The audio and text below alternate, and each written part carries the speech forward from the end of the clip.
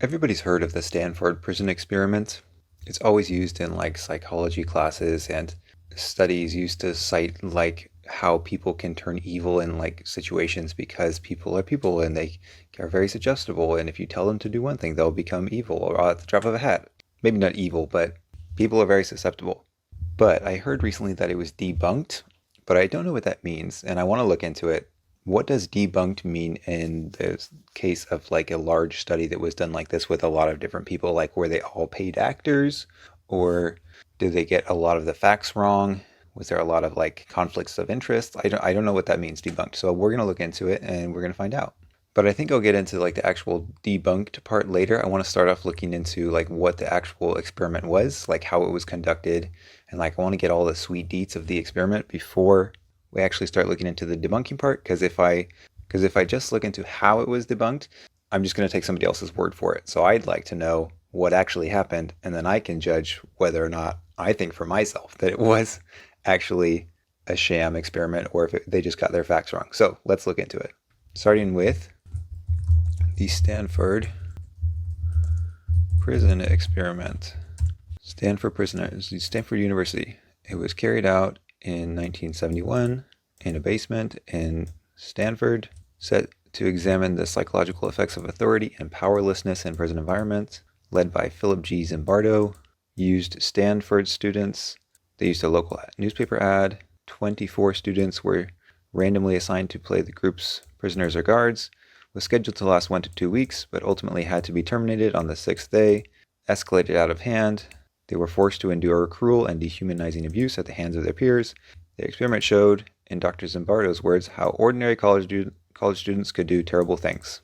So then we've got a bunch of images, video, articles, and transcripts. Okay, so this should be a wealth of information, right? Let's look at photos for a second. Here's all the prisoners and the guards.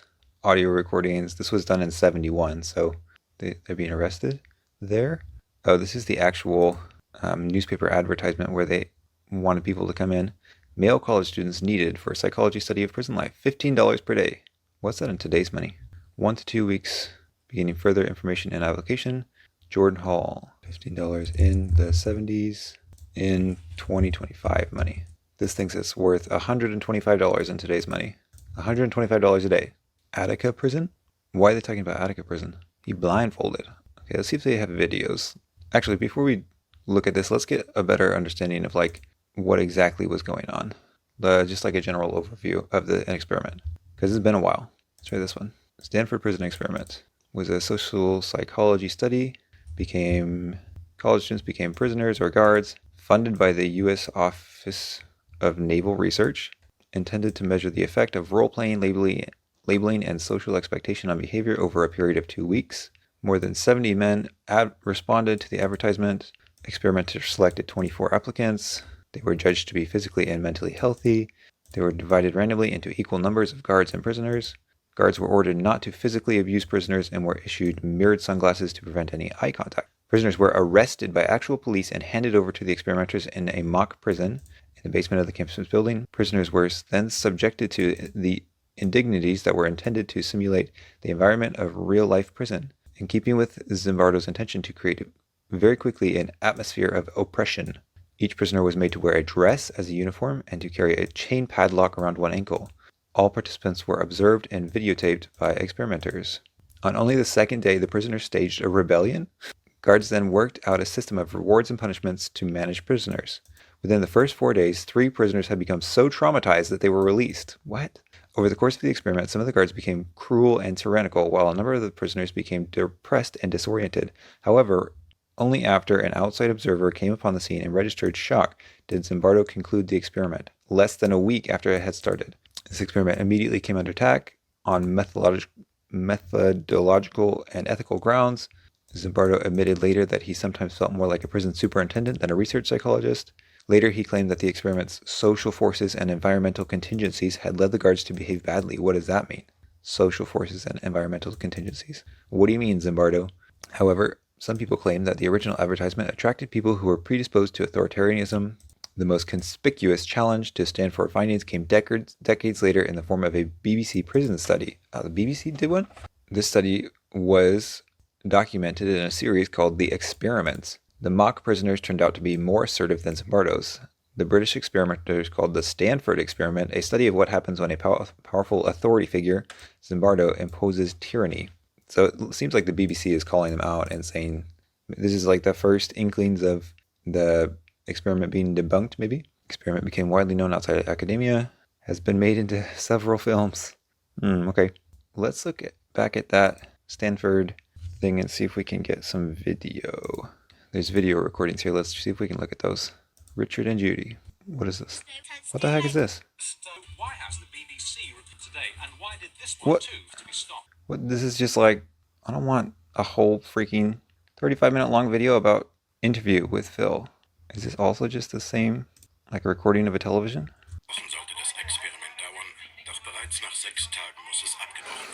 What language is this even in?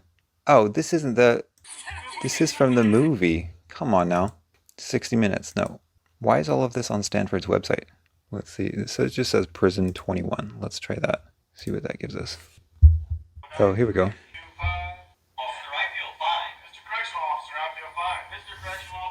So blurry. There's the guards with their mirrored sunglasses. This is going to be a lot of footage to scrub through. Let's see if YouTube has just like some compiled interesting bits to look at. Stanford Prison Experiment raw footage. I'm hoping the audio comes through on this. Oh, they're being arrested. Oh, and getting arrested by the police. Each was blindfolded and taken to the basement of military confinement. This would be their entire world for 2 weeks on the front. Oh, there's the little nylon stocking caps. The prisoners were given tight stocking caps to cover their hair. They were prisoners count. The purpose of the count was... There's Zimbardo. At first, the guards were still groping for things to do to the prisoners, and the prisoners still weren't sure how to... Attempting to study this unexpected rebellion started to remove the beds from one cell. Oh, snap. Taking the beds out. The prisoners were equally uncertain. They... Hands off the door. Hands off the door. Wait till the door. Feel free, don't let him in.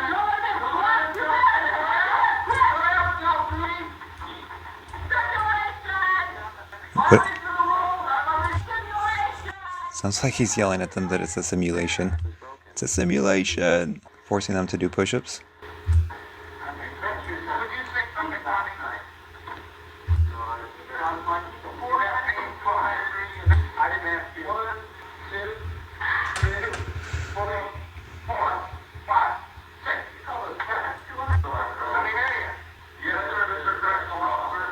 By day 3, they could at all.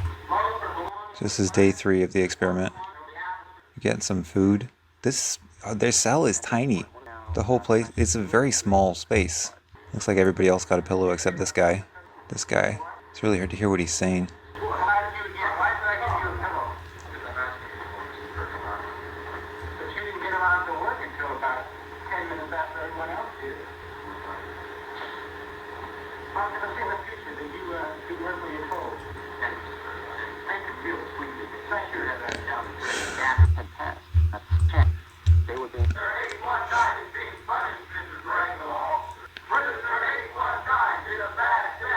What are they all chanting? Prisoner 819 did a bad thing.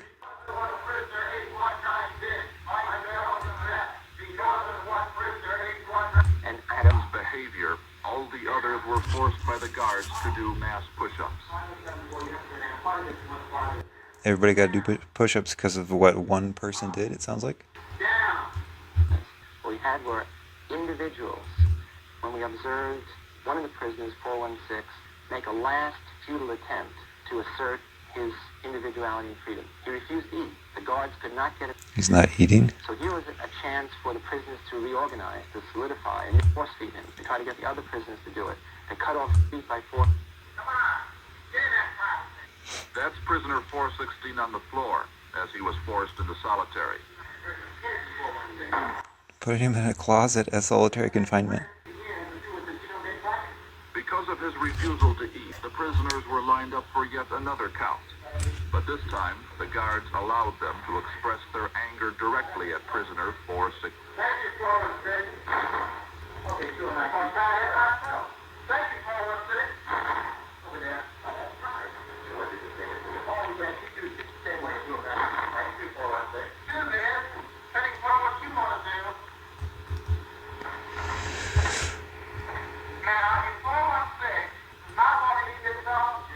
The whole place is just so small. It's such a tiny space. Oh, 2 months later. I was dismayed to find out that I could really be that I could act in a manner so absolutely unaccustomed to anything I would even really dream of doing. It was only afterwards when I began to reflect on what I had done that this behavior began to dawn on me, and I realized it was this was a part of me I hadn't really noticed before. This place, the person who volunteered to go into this prison, because it was a prison and it still is a prison. I don't look on it as an experiment or a simulation, because it's a prison that was run by psychologists instead of run by the state. This was remote until finally I wasn't that. I was 416. I was really my number, and 416 was going to have to decide what to do.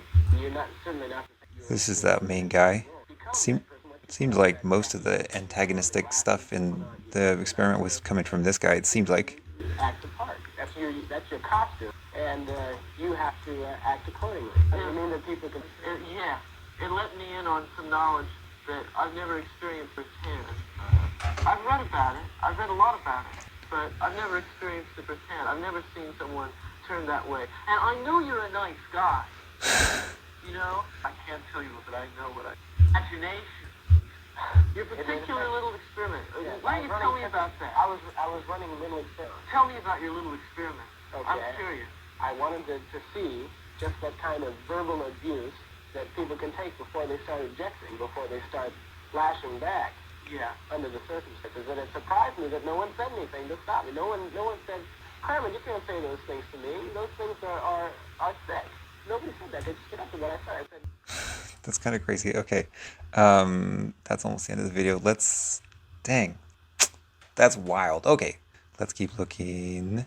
So these videos are going to be a lot of the raw stuff, but I think it's going to be too hard to sift through.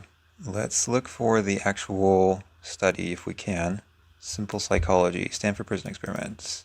All right. The aim of this experiment was to examine situational forces versus dispositions and human behavior. Okay. What does that mean? Situational forces versus dispositions and human behavior. Okay. The methods we heard about, the realistic conditions. They were arrested at their homes without warning. I think we already know most of this. Let's look more into this. Zimbardo and his colleagues were interested in finding out whether the brutality reported among guards in American prisons was due to the sadistic personalities of the guards or had more to do with the prison environment. Situational versus dispositional. For example, prisoners and guards may have personalities that may conflict with prisoners lacking respect for law and order and guards being domineering and aggressive. Alternatively, prisoners and guards may behave in a hostile manner due to rigid power structure environments in prisons.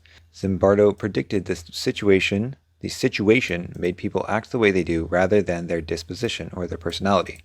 So Zimbardo is basically, it seems like this whole experiment is basically like the reason people act crazy in prisons and get into fights is because prison is hell and not because the people are like criminals and are like aggressive people just naturally.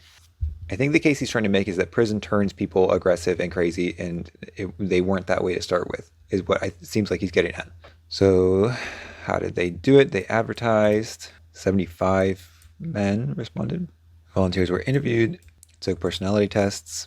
Only 24 men were deemed physically and mentally stable, mature, and least involved in antisocial behaviors. 2 were held in reserve. 1 participant dropped out. 10 prisoners and 11 guards. Why were there more guards than prisoners? Randomly assigned to be either prisoners or guards. Neither group knew beforehand. Given $15 a day. At the station, prisoners were fingerprinted, photographed, and formally booked. After booking, they were blindfolded and driven to the location in the basement. Basement had barred windows, small cells, bare walls. On arrival, the prisoners were stripped naked and deloused. Issued smock-like clothing. Given a tight nylon cap, fitted with a lockable chain. Prisoners were referred to solely by their assigned number, intended to induce anonymity and submission. The guards wore identical khaki uniforms, sported reflective sunglasses, also carried a whistle and a police-style billy club. 3 guards worked in 8-hour rotations with an additional guards on call if needed. 3 guards are working in 8-hour rotations. Does that not leave 2 guards unaccounted for? Though informed that no physical violence was permitted, guards were told to do whatever was necessary to maintain order. Zimbardo oversaw the experiment, but also assumed the role of warden. At the end of day 1, conditions were tense but largely uneventful. Within hours of beginning the experiment, some guards began to harass the prisoners. See, here's what I don't get. Why did they start harassing the prisoners? At 2:30 a.m., prisoners were awakened from sleep by blasting whistles from first of many... at 2:30, for the first of many counts.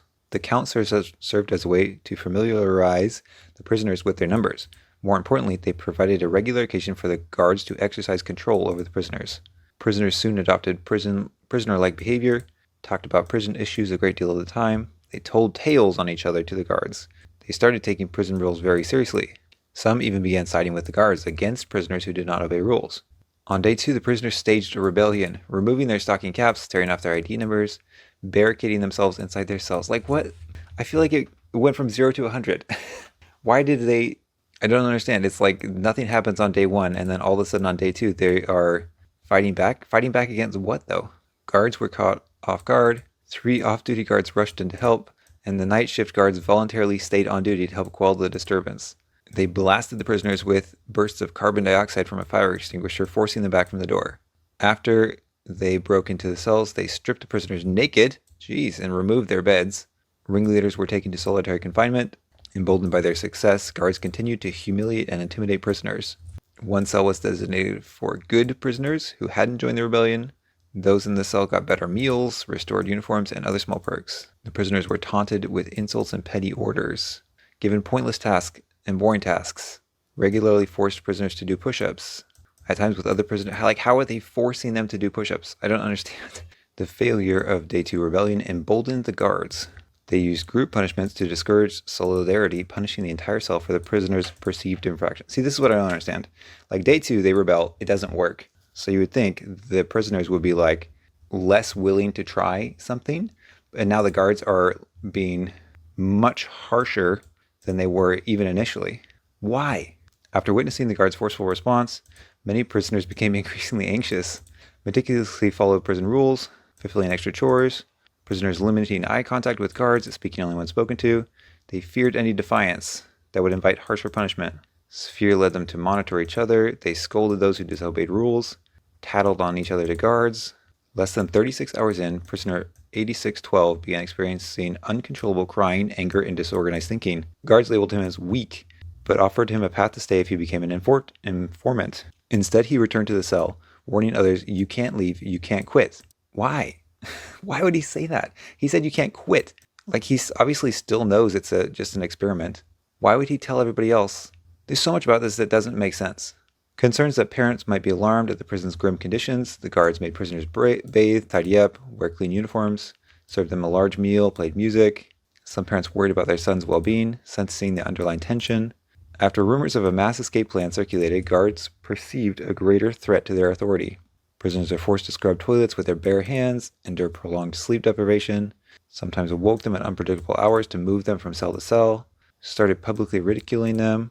So at this point, are the experimenters thinking that this is like what happens to people who are put in positions of power and are just like given free reign? But I mean, there's so, like, this makes no sense because there are so many people who are put in positions of power, like, and don't do this kind of thing. Could they not just look at like a regular prison and see what happens? Heightened watchfulness. The escalating cycle of control and submission set the stage for more severe breakdowns by day 5. Wait, what? Concerned the prisoners might attempt another mass uprising or literal escape, the guards and experimenters contacted local authorities to explore additional security measures. What on earth? A Catholic priest came in, was invited to assess how realistic the prison environment was. Surprisingly, half the prisoners identified themselves by only their ID numbers. The priest told prisoners that hiring a lawyer was their best chance of leaving. The priest told the prisoners. Did the priest know it was a simulation? By day 5, the stress, most had ceased to talk of any revolt or group defiance. Despite technically having the right to leave, prisoners often behaved as though they were bound by a real sentence, with multiple breakdowns already witnessed. While meeting with the priest, prisoner 819 began sobbing uncontrollably, and researchers moved him to a separate room to rest. Oh man. See, like, I don't know, at this point I don't know what's real and what's fake, because it was debunked. Guards lined up the other inmates and led them in chanting, "Prisoner 819 is a bad prisoner." Oh, that's what we saw in the video. Because of what prisoner 819 did, my cell is a mess. Mr. Correctional Officer. Hearing the chants, 819 was overwhelmed by guilt. Believing he had let down his fellow prisoners, Zimbardo intervened, reminding him that none of this was real, the guards were prisoners, were simply students, he could leave any time. And in a moment of clarity, he recognized and agreed to go. Even as they continued to impose punishments, some guards seemed increasingly frustrated by the emotional volatility of the prisoners, whom they saw as uncooperative or unpredictable. The boundary between observation and active involvement blurred as Zimbardo and the team managed each emotional crisis. By the end of day 5, multiple prisoners had exhibited severe stress, and the guards were still escalating their techniques. Set the stage for the abrupt end on day 6. On day 6, some guards seemed to relish their authority, devising more degrading tasks and verbally taunting prisoners who showed any sign of resistance. Scenes of tearful pleas, panic, and rage had become commonplace among the inmates. Christina Maslach was brought in to interview the guards and prisoners. Until her arrival, most outside observers had accepted or even praised the realism of the simulation. This woman was appalled by the guards' behavior. "It's terrible what you're doing to these boys." She openly challenged Zimbardo and his team, calling out ethical violations and emotional harm, snapping Zimbardo out of his prison superintendent mindset. Is there a difference between superintendent and warden? Though originally intended to run 2 weeks, the experiment ended prematurely. Zimbardo later acknowledged how fully he had internalized the warden role. "I was thinking like a prison superintendent rather than a research psychologist." Okay, so according to Zimbardo, this experiment revealed how people will readily conform to social roles that they are expected to play, especially if those roles are strongly stereotyped. The findings support the situational explanation of behavior rather than dispositional. Zimbardo felt like these two things, de-individuation, state when you become so immersed in the norms of the group, you lose your sense of identity. The guards may have been so sadistic because they felt like what happened was down to them personally. It was a group norm. Also learned helplessness. Explained the prisoner's submission to the guards. One guard said, "I practically considered the prisoners cattle, and I kept thinking I had to watch out for them in case they tried something." Another guard said, "Acting authoritatively can be fun. Power can be a great pleasure." And another, "During the inspection, I went to cell 2 to mess up a bed in which a prisoner had just made it, and he grabbed me, screaming he had just made it and he was not going to let me mess it up. He grabbed me by the throat, and although he was laughing, I was pretty scared. I lashed out with my stick and hit him on the chin, although not very hard, and when I freed myself, I became angry." Jesus Louises. Most of the guards found it difficult to believe they had behaved in brutal ways. Many said they hadn't known the side of them existed or that they were capable of such things. Prisoners, too, couldn't believe they had responded in submissive, cowering, independent ways. Several claimed to be assertive types normally. When the prisoners were asked about the guards, they described the usual 3 stereotypes: tough but fair, good, and cruel. The escalation and abuse by the guards can be seen due to positive reinforcement. They received both from fellow guards and intrinsically in terms of how good it made them feel to have such power. Similarly, the prisoners could have learned through negative reinforcement that if they kept their heads down and did as they were told, they could avoid further unpleasant experiences. Now we get into the ethical issues. I'm sure there are plenty. Apparently, in 1973, the American Psychological Association conducted an investigation into the ethical aspects of the prison study and concluded that it had satisfied the profession's existing ethical standards. That's the 70s for you, I guess. Informed consent. The advertisement described a psychology of study of prison life, which might not have adequately conveyed the harsh realities. The dual role of Zimbardo as the principal investigator and the prison superintendent also presents ethical concerns. By actively participating, Zimbardo blurred the lines between researcher and participant. He later noted, "It wasn't until much later that I realized how far into my prison role I was at that point." Led him to prioritize maintaining the experiment structure over the well-being and ethics involved. After the first one broke down, we didn't believe it. We thought he was faking. There was actually a rumor he was faking to get out. He was going to bring his friends in to liberate the prison. Or we believed that he had some mental defect that we did not pick up. At the point of the 3rd day, when the second prisoner broke down, what was my job? It was to replace him with somebody on our standby list, and that's what I did.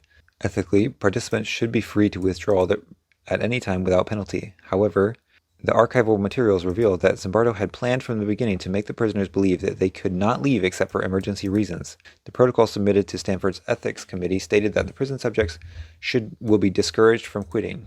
I mean, that's not... If they knew it was going to be difficult ahead of time, that makes sense that they would want to discourage them from quitting, because they want the study to actually be done. This intentional discouragement... Prisoner accounts suggest that they felt trapped and believed that attempting to leave prematurely might jeopardize their payment. That is a conflict of interest. The contract signed by the participants also stated that they would only be released from participation for reasons of health deemed adequate by medical advisors, further limiting their perceived autonomy. Arrangements were made. So all the participants were to be interviewed on the Friday following the termination, supposed to be conducted by people who had not been directly involved. Then several weeks after, they were supposed to be interviewed again, then several months later, then at yearly interviews. Zimbardo concluded there was no lasting negative effects. Also strongly argues that the benefits gained from understanding of human behavior and how we can improve society should outbalance the distress caused by the study. However, it has been suggested that the U.S. Navy was not so much interested in making prisons more humane and were in fact more interested in using the study to train people in the armed service to cope with the stresses of captivity. I mean, I feel like they already do that in the Army, don't they? Don't they put them through hell? So this is arguments against how well the findings can be generalized to real-life settings. The environment was artificial. They tried to make it feel authentic, but it was still simulated. And it was pretty obviously simulated. The background of the participants was not like your typical prison inmates background. They were all college-educated, middle-class male volunteers. Mostly, they were all white. They knew it was an experiment. It only lasted 6 days. Most real prisons span years or months. Many critics argue participants were playing roles based on media stereotypes. Some guards reportedly modeled their behavior on characters from movies like Cool Hand Luke. And these are arguments supporting that the results can be applied to a wider audience. The reactions were real. The participants knew that the setup was artificial, but they still displayed genuine emotional and psychological responses. This experiment effectively demonstrates how situational pressures and assigned roles can shape behavior, highly relevant to institutional settings like prisons, schools, or military. Many prisoners referred to themselves by their number, obeyed arbitrary rules, and felt trapped. These guys critique in 1975, 4 years after. In a famous critique, these guys gave a description of the setup to a group of people and asked them to predict what would happen. The vast majority correctly predicted that the guards would become abusive and the prisoners passive. This indicates that stereotyped role expectations alone could explain the results, not necessarily the power of the situation. Revelations by Zimbardo in 2007, so this was a long time after the experiment was done, indicate that he actively encouraged the guards to be cruel and oppressive in his orientation instructions prior to the start of this. He implied they should assert authority and even told them things like, "You can create in the prisoners a sense of powerlessness. We're going to take away their individuality. They'll have no privacy." He also tacitly approved of abusive behaviors as the study progressed. The student playing the role of the warden, David Jaffe. Was not Zimbardo the warden? So this guy instructed the guards to stand by the cell and blow our whistles as a way to control prisoners during the 2:30 a.m. count. Jaffe's explicit direction to a soft guard that every guard is going to be what we call a tough guard ensured the simulation seemed like a real prison. Rather than being purely the result of situational power dynamics, much of the behavior may have stemmed from participants interpreting and performing their roles in ways they assumed were appropriate or desired by the researchers. Most of the guards later claimed they were simply acting.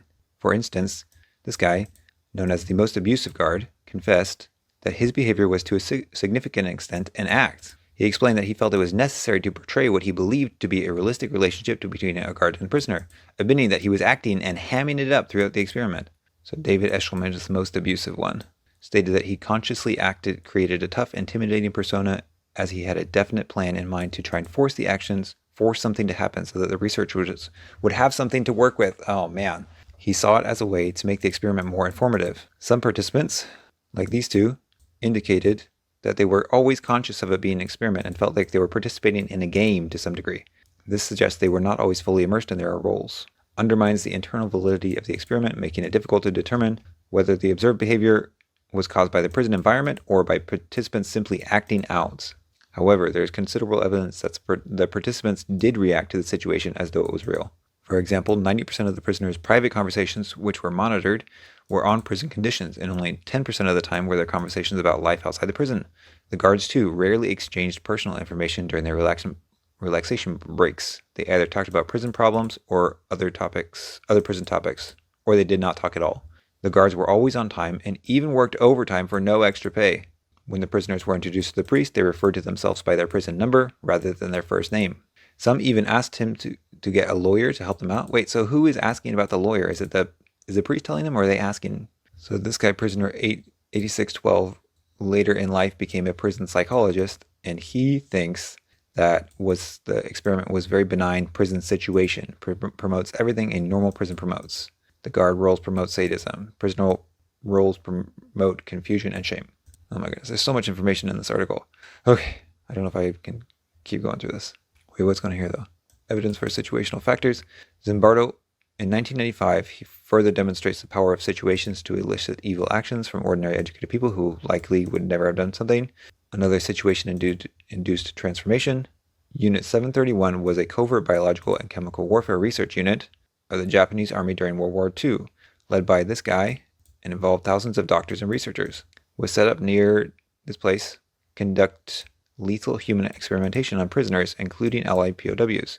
The experiments involved exposing prisoners to things like plague, anthrax, mustard gas, and bullets to test biological weapons. They infected prisoners with diseases and monitored their deaths. Jeez. At least 3,000 prisoners died from these experiments. Many were killed and dissected. The doctors in this unit obeyed orders unquestioningly and conducted these experiments in the name of medical science. After the war, these doctors faced no punishment and went on to have prestigious careers. Largely covered up by the U.S. in exchange for data. It shows how normal, intelligent professionals can be led to systematically dehumanize victims and conduct incredibly cruel and lethal experiments by situational forces. I mean, yeah. Oh my goodness, there's more of this article. It just goes and goes. Okay, the BBC prison study, partial replication.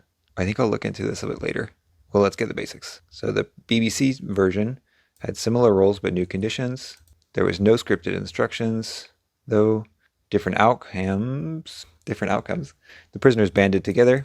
The guards, without top-down encouragement to be punitive, the guards did not adopt cruel punishments. BBC Prison Study suggests that situational influences alone may not guarantee abuse. Okay, geez. All right, that's it for this article.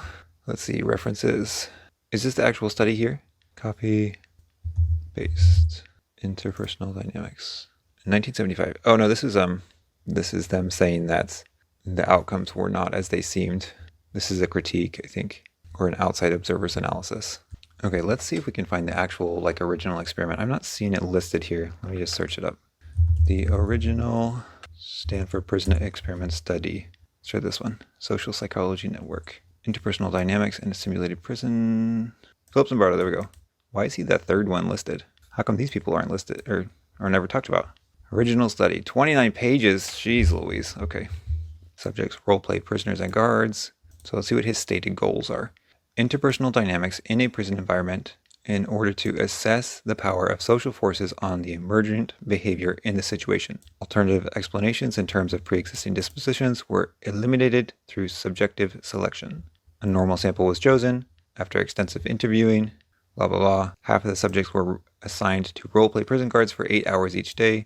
Neither group received any specific training in these roles. The prisoners experienced a loss of personal identity and the arbitrary control of their behavior. In contrast, the guards experienced a marked gain in social power, status, and group identification, which made role-playing rewarding. At least a third of the guards were judged to have become far more aggressive and dehumanizing towards the prisoners than would ordinarily be predicted in a simulation study. All right, so this is the introduction. He references Dostoevsky, experiencing time in prison. If people can survive the horrors of prison life, humans can withstand anything. Okay, so he kind of goes on to talk about physical conditions in prisons have improved since Dostoevsky's time, but the social institution of prison has continued to fail. Substantial evidence that prisons, in fact, neither rehabilitate nor act as a deterrent to future crime in America. Recidivism rates? What does that mean? Recidivism.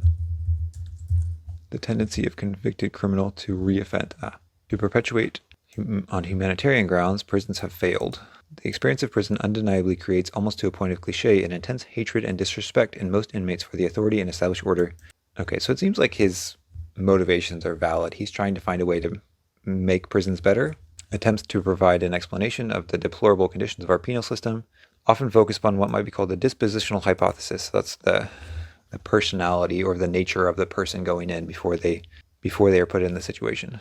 He talks about how, like, the criminals' life histories are defined by disregard for law and order and social convention. Logically, it follows that these individuals have proved themselves incapable of functioning in a normal structure of society. They cannot do so either inside the structure provided by prisons. The argument is that to control these men, force must be met with force. A certain number of violent encounters must be expected and tolerated by the public. So he's kind of arguing against this. Like, he's trying to make the case that, do we need to meet force with force, or is it just that force is necessary because they're put into such horrible situations? The conditions of evil are blamed on the prisoners usually. However, a critical evaluation of the dispositional hypothesis cannot be made directly through observation in existing prisons, since the naturalistic observation necessary confounds the acute effects of the environment with the chronic characteristics of the inmate and guard population.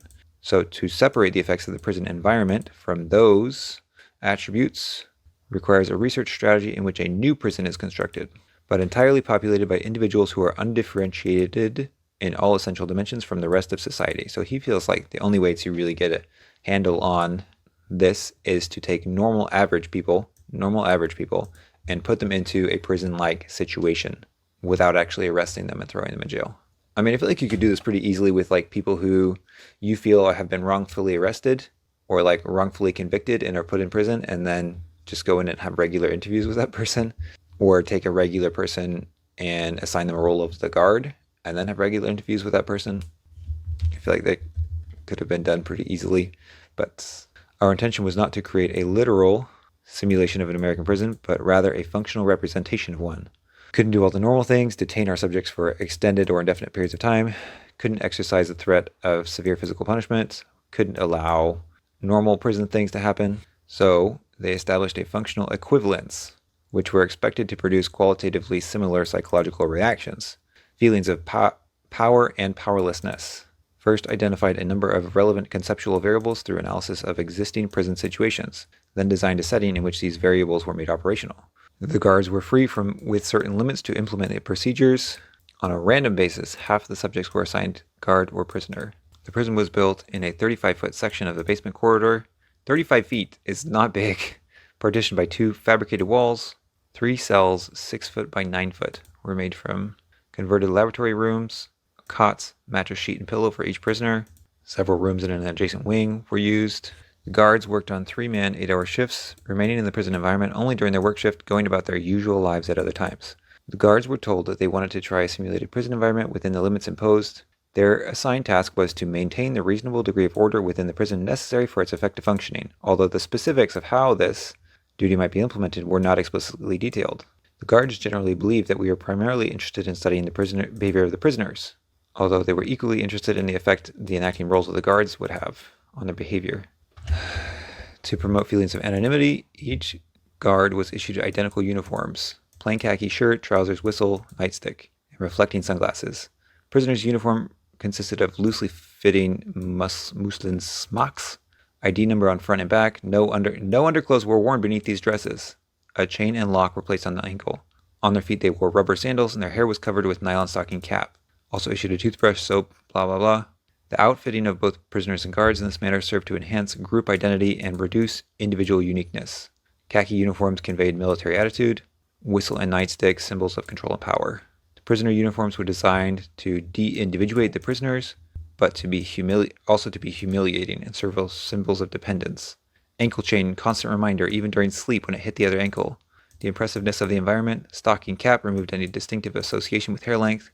Ill-fitting uniforms made the prisoners feel awkward in their movements. Since the dresses were worn without undergarments, the uniform forced them to assume unfamiliar postures, more like those of a woman than of a man, part of the emasculating process. So this whole thing is designed to make the prisoners feel emasculated and like they don't have any identity, like they've been beat down, like they're being oppressed. So the whole, like all of this is designed to make them feel oppressed, which makes me feel like when he said before that the instructions for the guards were not explicitly detailed, I don't think he did give them explicit details. Like this article was saying that the guards were explicitly guided to employ authoritarian tactics. Like, I'm not sure where they got that quote from, but if this document is correct, he was instructing them in ways to dehumanize or oppress the prisoners and to like simulate the feeling of being in prison. So yeah, take that as you will. Palo Alto police unexpectedly arrested them at their homes, advised them of their legal rights, and handcuffed them. They were booked at the station, blindfolded, and subsequently driven. Throughout the procedure, the police officers maintained a formal, serious attitude. Prisoners had their mugshot taken. When all the cells were occupied, the warden greeted the prisoners. I want to know who the warden is. Is it the Zimbardo or the other guy, undergraduate? Read the rules. They were to be memorized and followed. I want to know what the rules were. Prisoners were referred to only by their number on their uniform in an effort to depersonalize them. Served 3 bland meals a day, allowed 3 unsupervised toilet visits. 3 visits? I go to the bathroom so much more than just 3 times a day. 2 hours daily for privilege of reading or letter work. Work assignments were issued. 2 visiting periods per week were scheduled. Movie rights and exercise periods. 3 times a day. 3 times a day, all prisoners were lined up for a count. The purpose of the count was to ascertain that all prisoners were present and also to test them on their knowledge of the rules and their ID numbers. The first count lasted only about 10 minutes, but on each successive day or night, they were spontaneously increased in duration until some lasted several hours. Many of the pre-established features of administrative routine were modified or abandoned by the guards, and some were forgotten by the staff. By the staff! Come on. Okay, I am out of time for today. I'll be back tomorrow to keep going with this. New face. So this is where we left off right here at data collection. Oh, but before we keep going, I wanted to tell you that yesterday, after I stopped recording, I started listening to a Freakonomics podcast episode, and he was talking about the Stanford Prison Experiment, and he was interviewing Zimbardo, and Zimbardo said some things that I did not even, nobody referenced in here. Like the woman who came in and called him out on the experiment was his girlfriend at the time, and Zimbardo said that all of the prisoners were sitting, waiting to use the bathroom with paper bags over their heads, crying, tied to the chair. And he said to his girlfriend, "Look at that. Isn't that interesting?" And his girlfriend was extremely upset, which, like, understandably so, which I was like, I didn't get that at all, that vibe. I don't understand. Like, that sounds way worse than what was talked about in the sources. What the heck? Anyways, I just thought it was crazy that none of the sources mentioned that it was his girlfriend that called him out. And B, that I don't know, it was like almost psychological torture at that point. Like, it sounded bad, but it didn't sound that bad. You know what I mean? I don't know. Anyways, he says, the exploratory nature and the absence of a specific hypothesis led us to adopt a strategy of surveying as many possible behavioral manifestations of the prison as possible. So he's like, we didn't have a specific goal, so we were just trying to get everything, which is a recipe for success, if you ask me. So these are the types of mediums they used for data collection, videotaping, audio recording, rating scales. Oh, like mood, adjective checklists. I guess these are like little, not quizzes, what's the word? Surveys. Individual differences, scales. Oh, they took these personality tests before the test started and they were testing them on these things. Trustworthiness, orderliness, conformity, etc. They observed their personalities. The guards made daily reports after each shift. He acknowledges that the data was subject to possible errors due to selective sampling, like kind of cherry picking. The sensational bits tended to be focused on the more interesting dramatic events. We have a relatively small sample on which to make cross tabulations. Some of the overall effects in the data are powerful enough to reveal clear, reliable results, despite these shortcomings. And he goes on to talk about more in depth about the different data collection methods. They have categories for each interaction. Was it a question? Was it a command? Was it information being given? Was it an individuating reference where they used the person's name or nickname? Was it a threat? Was it a depreciating insult? Was the prisoner resisting or the guard resisting? Was someone asking for help? Were there use of instruments like fire extinguishers, batons, whatnot? They did the same sort of thing for the audio, where they kind of categorized all of the different data they were getting into these categories: questions, information, demands, commands, outlook, and so on. In general, guards and prisoners showed a marked tendency towards increased negativity of effect, and their overall outlook became increasingly negative. As the experiment progressed, prisoners expressed intentions to do harm to others more frequently. For both prisoners and guards, self-evaluations were more depreciating as the experiment of the prison environment became internalized. Prisoners immediately adopted a generally passive response. Guards assumed a very active initiating role. The most dramatic reaction was in the 5 prisoners who had to be released. The 5th subject was released after being treated for a psychosomatic rash which covered portions of his body.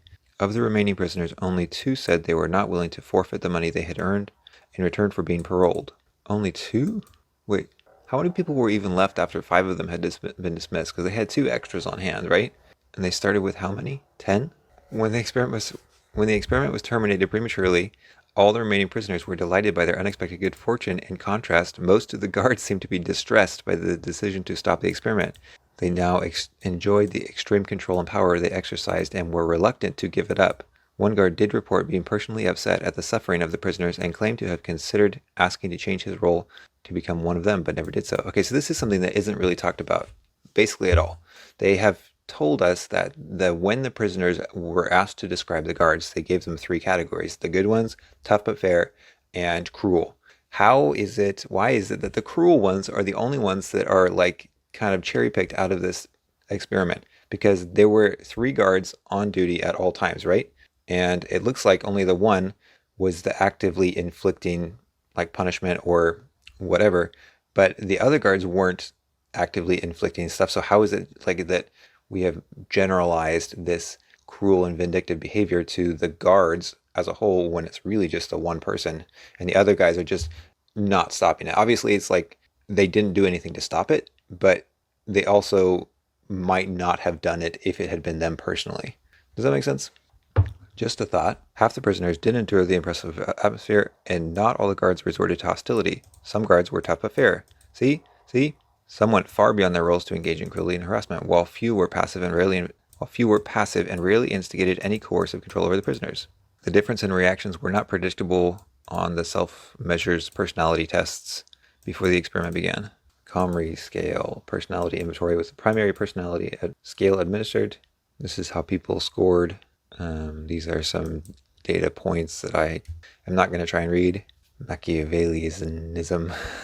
It goes into a lot more detail about like extremely specific things about what happened, or like the data points they collected. Twice during the progress of the experiment, each subject was asked to complete a mood adjective checklist, indicate his current affected state. Here's some quotes from the guards. They, the prisoners, seemed to lose touch with the reality of the experiment. They took me so seriously. I didn't interfere with any of the guards' actions. Usually if what they were doing bothered me, I would walk out and take another duty. Yeah, see, these guards, they're not actively contributing to the harassment. Looking back, I am impressed by how little I felt for them. They, the prisoners, didn't see it as an experiment. It was real, and they were fighting to keep their identity, but we were always there to show them just who was boss. I was tired of seeing the prisoners in their rags and smelling strongly of their bodies that filled the cell. I watched them tear at each other on orders given by us. Acting authoritatively can be fun. Power can be a great pleasure. That's the same quote we read earlier. And here's another one that we read earlier about him messing up the bed on purpose. The prisoner quotes, "The way we were made to degrade ourselves really brought us down, and that's why we all sat docile towards the end of the experiment. I realize now that no matter how together I thought I was inside my head, my prison behavior was often less under my control than I realized." Oh, and this is the quote that guy was saying in the video. "I didn't regard it as an experiment. I learned that people can easily forget that others are human." Yeah, I mean, yes, that is a good takeaway, I think. Conclusions and discussion. So, to what can we attribute these deviant behavior patterns? If these reactions have been observed within the confines of an existing penal institution, it is probable that the dispositional hypothesis would be invoked as an explanation. Cruel guards singled out as sadistic or passive-aggressive who chose to work in correctional institution because of the outlets provided by sanctioned aggression. Aberrant reactions would likewise be viewed as extrapolation from the prior social histories of these men as violent, antisocial, unstable character types. The design of our study minimized the utility of trait or prior social history explanations by means of judicious subject selection, random assignment. The subjects chosen to participate in the test manifested no apparent abnormalities, antisocial tendencies, or social backgrounds. So I feel like his motivations were decent, and I also feel like the setting up of this test, while definitely not ethical, was I feel like he did a decent job of trying to simulate the realism of like how damaging to a person's like psyche a prison experiment or environment can be. He talks about the reality of the simulation and how the people knew it was a simulated environment, but the behaviors observed were more than just acting out roles, although not if you believe that Psychology Today article, where the guards said that they were acting out roles. The guards said they were hamming it up. The use of power was self-aggrandizing and self-perpetuating. Guard power derived initially from an arbitrary label and was intensified whenever there was any perceived threat. Most hostile guards on each shift moved spontaneously into the leadership roles of getting orders and deciding punishments. They became role models whose behavior was emulated by other members of the shift. Yeah, I mean, I feel like that explains a lot. Is this not a common psychological phenomenon, the appeal to authority, where people in leadership roles command a lot more, or can convince people to do a lot more things? Finally, we made it to the end. Shortly after our study was terminated, the indiscriminate killings at San Quentin and Attica occurred, emphasizing the urgency for prison reforms. Wait, so they had those pictures of the Attica stuff in the Stanford archives. What is going on with Attica? Also, it says the research was funded by a grant given to Zimbardo. Why were those other people's names on the paper if they weren't cited or mentioned at all? Okay, let's look up Attica really fast. Attica prison. Let's look at NPR. How the Attica prison uprising started and why it still resonates. Attica, maximum security prison in upstate New York, infamous for its harsh conditions. Prisoners were issued one roll of toilet paper each month. Asking for more rent meant risking a beatdown. Tensions boiled over in 71. More than 1,000 prisoners revolted, seizing 39 guards as hostages and gaining control of the prison. Standoff in the prison became a national drama as reporters and TV cameras were allowed inside the prison yard as one of the prisoners' demands. 5 days after it started, the uprising ended in a bloody assault by law enforcement. 39 prisoners and hostages were killed, all by law enforcement gunfire. Jeez. Wow, okay, after the smoke cleared, prisoners were stripped naked and forced to crawl through a latrine and then to run down a hall between two rows of guards who beat them as they ran. Yikes, that's horrifying. Okay, let's really quick look into the BBC experiment that was done to kind of respond to this experiment, and then we can look into how this experiment was debunked. BBC prison study. One season, reality TV. The psychology of tyranny, BBC prison study. Let's see, this is very short. Let me see if I can find something that's more detailed. Tyranny revisited. Groups, psychology, well-being, and the health of societies. Are groups naturally bad for us? Stanford Prison Experiment. Although few doubt what happened at Stanford, there are in fact few good reasons to doubt Zimbardo's explanations. Also moral reasons to doubt the role explanation. Okay, I want to know what the actual experiment, like what happened, what were the setting, situation, people, procedure, ethics, and rationale. Study used the same setup as Zimbardo's study, divided people randomly into prisoners and guards. However, unlike Zimbardo, we did not act as prison superintendents who instructed the guards how to act. We simply set up a station in which the guards had authority, had the tools of power, and better conditions. Better conditions, food, living quarters, etc. Intention was to create a situation that was harsh and not harmful. Our study was also overseen by clinical psychologists and independent ethics committees. It was also planned a series of interventions designed to impact on the level of shared social identity among the prisoners, increase their willingness to resist the guards' regime, daily administrations of psychometric and physiological measures. Okay, well this is already significantly different. Set the study up like a prison, but they did not want to mimic a real prison. That would have been as impossible as well as unethical. Well, yeah, it's kind of impossible to do this experiment ethically, in my opinion. The guards had more power and resources than the prisoners. I think it seems like their main goal in this experiment is what is the role of the group in these processes versus the individual. So perhaps more surprising is the case of the guards who were never willing to embrace their position and exert their authority. Rather than passive prisoners and brutal guards, they observed rebellious prisoners and ambivalent guards. Participants showed no natural tendencies to slip helplessly into role. I feel like this is just giving me a lot of hoopla about what they feel like resulted from the study. I want to know more details about it exactly. This might be the actual study. Rethinking the psychology of tyranny. This one was freaking long though, 40 pages. Yikes. I'm not wanting to go through all that. Let's see if they can just detail their methods. Okay, methods and ethics. They wanted the people to live for up to 10 days, conducted in an institutional environment that was constructed inside a film studio, allocated 3-person cells, separated by a lockable steel mesh fence from the guards' quarters, dormitory, bathroom, mess room. A plan is in figure 1. Oh, here we go, figure 1. Guards' mess, exercise area, guards' dorm, bathroom, main atrium, 3 cells, prisoner shower, observation post for the guards. I don't know what all these letters mean. They were recruited through advertisements in the national press, sought to include in the study only people who were well-adjusted and pro-social. Screening reduced the initial pool of 332 applicants to 27 people, men. 15 were chosen, divided into 2 groups of 5 guards and 10 prisoners. More specifically, 15 participants were first divided into 5 groups of 3 people who were as closely matched as possible, From each group of 3, 1 participant was then randomly selected to be a guard, and the remaining 2 to be prisoners. This procedure was conducted blind. At the start of the study, 5 guards, 9 prisoners. The 10th being introduced at a later stage, but so the guards were invited to a hotel the evening before and told they would be guards, shown prison timetables, cleaning chores, work duties, prisoner roll call. Their responsibility was to ensure that the institution ran smoothly. The guards were then asked to draw up the prison rules. Guards were given no guidance about how they should achieve their goals, told that the physical violence would not be tolerated. It was stressed the guards could act as they pleased beyond that. On the morning of the study, the guards were taken in a blacked-out van to the prison. They wanted to make sure that the guards felt like where they were was an actual prison, I guess, because they couldn't see the outside of it. Guards had a series of means by which to enforce their authority. They had resources to use as rewards like snacks and cigarettes, far better conditions than the prisoners, superior meals, extra supplies, drinks, blah, blah, blah. Prisoners all had their hair shaved on arrival. The guards were told that they should observe the behavior of the prisoners to see if anyone showed guard-like qualities. If they did, they were told that there was provisions to be promoted on day 3, also announced to the prisoners. Participants were led to believe that movement between groups was possible. One prisoner was actually promoted to guard, and then the possibility of movement was removed. They were going to tell them after the person was promoted that there was in fact no difference between guards and prisoners. I think they had told the guards that they would pick them because they were better suited to be guards. A new prisoner was to be introduced. Although he was as naive as the others, he was chosen for this role from the pool of 10 participants because of his background as an experienced trade union official. How is that fair? We expected that he would introduce a new perspective to the prison based on notions of group-based negotiation and collective and equal rights.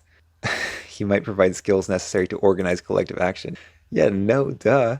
How on earth did they think that was a good idea? The findings can be divided into 2 phases.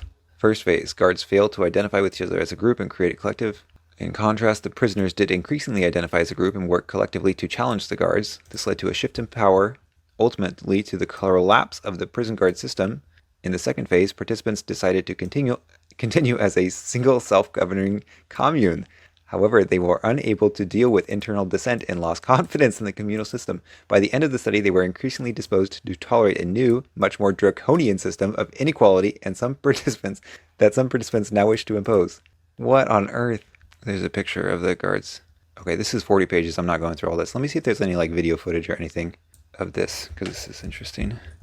YouTube, BBC Prison Study. Let's try this one. The Experiment. I'm pretty sure that was the name of it. So the basic setup. So they're explaining it. I don't have time for this. I just want to see the prisoners. So I'm in prison. Here's one. So I do have rights. They're up there on the board. I know all written down. So here they are monitoring everything. And the system can't be changed. Is this an interview with a guard? In the most effective way in which you, the guards, run the system, and the system. The guard is asking for help from the experimenters. How is that? This is so much different. Uniforms. Exactly. You've got the arsehole, haven't you? You've got the arsehole. I'm being funny, but that is totally out of order. You cannot be a guard in that uniform and use foul language to us. The guards, by contrast, actually think... It's like so much different than the original experiment. How is this comparable at all? Does it have to be like this? Does it have to be prisoners and guards and rules? We live in a... There he is questioning. At the moment, it's not a prison. I bet this is the trained union guy. Mr. Benson, I think you should sit down with us as well. He's taking the head. Well, I'm not taking the head. I'm just going to make a few rules that I think we all should abide by. You can tell me to fuck up. Oh, look at that. They're all sitting down together. These are the guards sitting with the prisoners. They're all just having a chat together. I'm just going to make a few rules that I think we all should abide by. Is this at the point when they're a commune? You can't have democracy unless you've got rules to follow. The only reason I say that is because we can see how things kick off when I know, positions are assumed at the beginning. An argument between us. bring to us... This must have been at the point when they were starting to be a commune. Without a military takeover of the regime that's been put in place yesterday. What on earth? That's all the time I have for today. I'll be back tomorrow. Day 3, baby. So I was looking through the comments after I stopped recording yesterday, and I noticed some things. This person says they were a guard on this show, and he thinks there was a few problems with it as an experiment. He says that they tried to keep it under wraps, but word got out that they were trying to recreate the Stanford Prison Experiment, and anybody who was on the show was determined not to become the villain guards. Like, they wanted to be seen in a good light. Knowledge of the first experiment impacted behavior in the second, which I think is absolutely a possibility. He said there were strict rules about what was allowed as punishment, but there was no way to enforce them. There was an isolation room, but you couldn't just like drag the prisoners there if they said they weren't going, which meant nobody actually went. So there would be a verbal exchange and nothing more. There was no consequence for any behavior which undermined the guard's position from the beginning. It was a television set. Everything looked flimsy. The prisoners learned early on that the doors were on just weak magnetic locks and could be pulled open by hand. They would go among each other's cells. This is how the breakout happened. He says, I remember a prisoner breaking out the set wall into the back of the set at some point. There was no sense that the prisoners were prisoners of anything. The set layout design was poor. The prisoners could see into the guard's staff room and another cell into the guard's bedroom at all times, could watch and report the goings-on during downtime. There was no separation as guards. The guards were as much prisoners as the prisoners themselves. All the participants worked out how long the show would last by counting available batteries for their body mics, because they had to be changed every day. So the behavior of the people changed as they knew they were getting closer to the last day. People were altering their behavior because they knew that they were going to be on TV and they wanted to appear a certain way to friends and family. Other people used this to attempt their own storylines, which led to the tyrannical takeover at the end. It wasn't born out of a desire to impose a dictator, but a wish for the individuals to be front and center for the TV. This guard felt like the psychologists were quite frustrated at the guard's lack of desire to impose themselves, and once or twice came onto set for a guards meeting. All participants got along too and kept in touch for some time after. Very interesting. Oh, this person was a prisoner on the show. This person wants to know, did you ever forget that you were in a study? And he said, I don't think any of us ever felt like we were in a real prison. The setup was kind of futuristic, and of course we knew we were going into some kind of experiment. We weren't kidnapped off the street. He said there were lots of moments where I found myself completely lost in the moment and unaware of the cameras. Okay, I think that's enough coverage of the actual experiments. Let's get into the debunking, shall we? Stanford Prison Experiment. Debunked. Let's start with Fox, because that's going to probably give us a simple answer we can just peruse. Massively influential. We just learned it was a fraud. Okay, so I'm guessing, here's my kind of prediction about what they're going to say. They're going to say that Zimbardo was involved in, as a participant. He shouldn't have been involved. He was too close to it, which changed the outcome. I'm going to say he was probably coaching the guards, because a lot of people keep saying that he was coaching them. The guards were acting. I think those are the main ones that people have mentioned up to this point. Let's see if they're just rehashing that and they're trying to double down on the fraud, or if they actually have new stuff. Get out of my face, Vox. Where are they're just talking about what the actual experiment actually was. Experiment's most memorable, a prisoner descending into a screaming fit, proclaiming, I'm burning up inside. I don't remember that. It's been included in many, many textbooks. Its findings were wrong, very wrong. And not just due to questionable ethics, but because of deceit. Okay. An expose published by Medium, based on previously unpublished recordings of Zimbardo in interviews, offers convincing evidence that the guards in the experiment were coached to be cruel. Okay, like I said, the experiment's most memorable moment, a prisoner descending into a screaming fit, proclaiming, I'm burning up inside, was the result of prisoner acting. When did that happen? I don't even remember learning about that. The prisoner says, I took it as a kind of improv exercise. Oh no, one of the guards said, I believed that I was doing what the research wanted me to do. Yeah, okay, so we heard that before. We must stop celebrating this work. Okay, and then it looks like it just goes on to talk about more fraud in science, maybe? Other marshmallow test. Yeah, so they're just talking about more examples of people who have messed up the science. Oh, Philip Zimbardo defends the Stanford. Let's open that for later.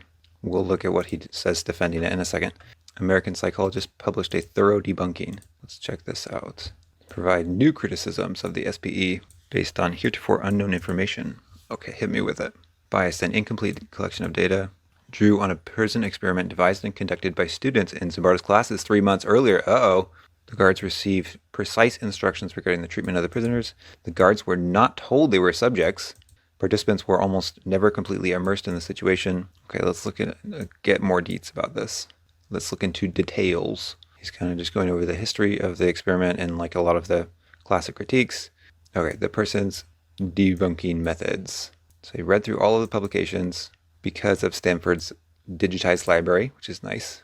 Conducted content analysis of the materials kept at special collections archives, analyzing hundreds of paper documents, 6 hours of film recordings, 48 hours of audio.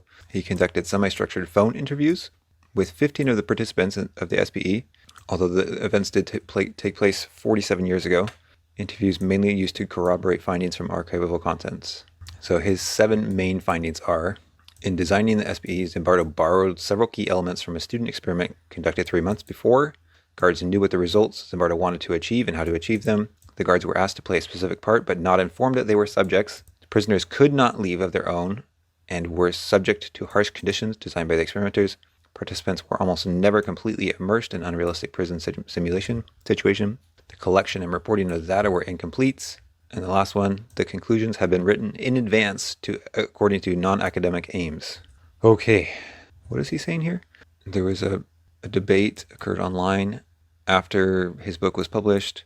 Zimbardo published a response to Ben Blum's article, but did not address most of the findings of this guy. I'm not sure his French name. French guy.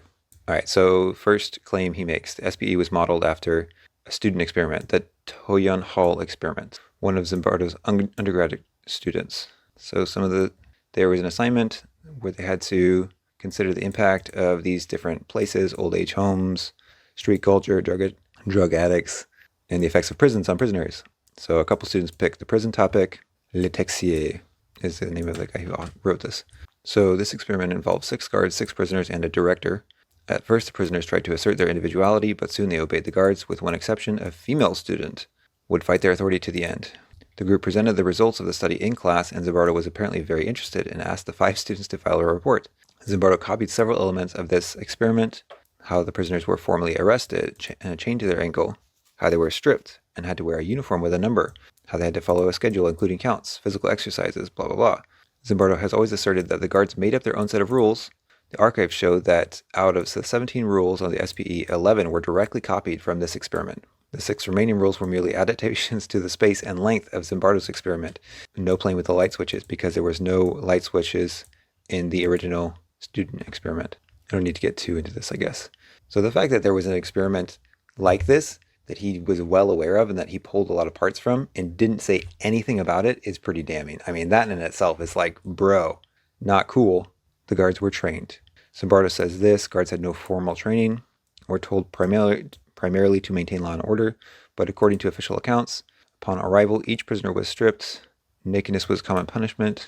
After 10 p.m. lockups, toilet privileges were denied, so prisoners had to relieve themselves, had to urinate and defecate in buckets provided by the guards. What? How? I've done so much research already. How have I not heard anything about that? After the rebellion on the second day, the guards take the blankets off the prisoners' beds, carry them outside the building, and drag them through the underbrush until the blankets are covered with stickers and burrs. Unless the prisoners do not mind being stuck with these sharp pins, they must spend hours or more picking out each of them if they want to use their blankets. What the heck? How did I not know about that? Like, how did that not come up? The archives reveal that the narrative of the guard becoming spontaneously violent is inaccurate for at least 5 reasons. Okay, I'm not going to go into too much detail about what the reasons were. The guards knew what results the experiment was supposed to produce. Zimbardo confided to the future guards that he had a grant to study conditions which lead to mob behavior, violence, loss of identity, all this stuff. He's telling them what the experiment is about, essentially, which is doesn't seem like this is intentional, but it's pretty gross oversight on his part. The orientation of the guards by Zimbardo is showing them all these things that he wants to use as methods to control them, I guess. Boredom, frustration, fear, loss of freedom of action, loss of individuality. Which, to be fair, Zimbardo did want to make the prisoners feel oppressed. So I'm not sure how I feel about this. He made it clear that that was intentional on his part. Far from reacting spontaneously, the guards were given clear instructions for how to create it. He's not making an airtight case for this. I'm not super convinced. During their orientation day, the guards received instructions from the experimenters. The count is a good time for usually the guards to use it as a way to humiliate or be sarcastic. It sounds like this is the guy who did the previous experiment is explaining like what they did to maintain order, like the student experiment. The experimenters intervened directly in the experiment, either to give precise instructions, to recall the purpose of the experiment, or to set the general direction. Several times, the warden or Professor Zimbardo specifically directed me to act a certain way. Who is this? The undergraduate leader warden confessed at the end of the experiment, I believed, and I still do, that without rules, or gruff or mildly realistic guard behavior, the simulation would have appeared more like a summer camp than a prison. Even before I arrived, Zimbardo suggested that the most difficult problem would be to get the guards to behave like guards. The guards have to know that every guard is going to be what we call a tough guard. In order to get their full participation, Zimbardo intended to make the guards believe that they were his research assistants. Yeah, that one's pretty damning as well. Zimbardo included the guards among the experimenters. To reinforce our identification with the experimenters, Zimbardo made the guards believe that the experiment was only about the prisoners. One of the guards said, from the beginning of the experiment to the end, I thought of the guards as being a helping agent to the experiment, not actually part of it. The participants responded to demand characteristics. Several volunteers had already participated in psychological experiments. I'm skipping a lot. There's a lot going on in this.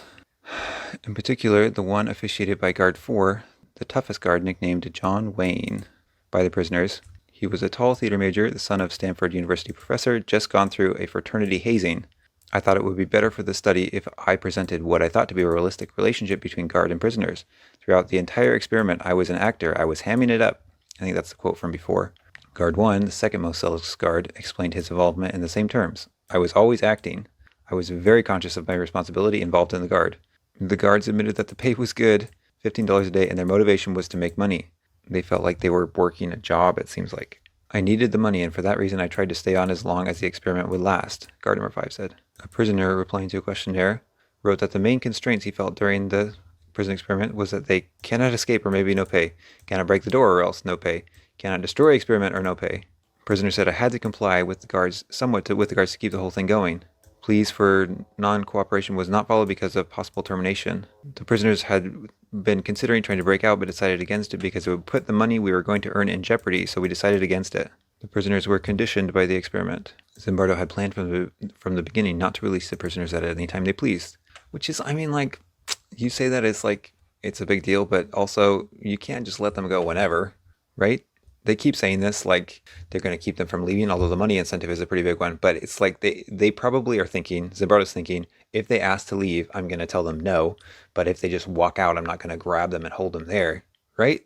Because if you want people to participate in the prison study, they kind of need to stay there for a long time, even if the conditions are harsh. There were only 2 conditions under which you can leave, medical health or psychiatric. And that's the condition under which this other guy left. Several archival evidences confirm that the student who was prisoner 8612 planned to act mad to be released. He explained it to Zimbardo several times. I came back and I realized that you were bullshitting me and that made me mad, so I decided I'm getting out and I'm going to do anything. I made up several schemes whereby I could get out. The easiest one that wouldn't hurt anybody was to just act mad or upset, so I chose that one. Alright, another reason. The situation was unrealistic. The official accounts underlined how the participants felt immersed. But the materials reveal that the participants almost never lost touch with reality and were conscious of participating the whole time. The concrete would remind them constantly, the pasteboard decor, the phones ringing, the photocopier noises, and the discussions from the offices on the upper floor, the regular debriefings with the experiments and the questionnaires to fill out, strange journeys to brand new toilets, prisoners' nylon stocking caps, ridiculous gowns, and on top of that, the visits from photographers, cameramen, journalists, secretaries, and Stanford colleagues. Yeah, I mean, it was only 6 days. Like, all of this is happening. I feel like it's pretty likely that they never went a day without, like, 1 or 2 interruptions from somebody who was not part of the experiment. The letters the prisoners wrote to friends and relatives. We know it's an experiment. It never occurred to me that I was entering a prison. Whoops. I don't think I ever lost consciousness of it being an experiment. Only once did it seem more than an experiment, and that was when this guy, prisoner 8612, struggled with us over the bed. This is the guard talking. Was a constant issue. I'm hired for a job to be a prisoner. At most jobs, you have to obey rules. But what are the rules if you're a mock prison situation? I mean, are you allowed to do what normal prisoners do? Talking, swearing, telling the guards to fuck off? The experiment was inaccurately reported, which I think even Zimbardo acknowledged that he kind of cherry-picked a little bit from this footage because they weren't recording the whole time. Zimbardo never quotes data on real prisons to which he could compare his own, even though such data was easily available. The conclusions were pre-written according to non-academic aims. He confided later that his sympathies were heavily with the prisoners. I was anti-prison, anti-correction. Yeah, well, I mean, that was pretty obvious. Zimbardo wanted to show that prisons are bad for prisoners. Zimbardo, at the end of a week of heavy planning, Zimbardo had lost 10 pounds. He had difficulty eating and sleeping, and he had developed a chronic headache. So, I mean, he was stressed out. It's a big deal. This has a message for prison reform. It shows the need for change in psychological conditions. I mean, is that not... Okay. I mean, that's a pretty common problem, though, not specific to Zimbardo. That's pretty much the end of this, and he has a crap ton of references, 3 pages of references.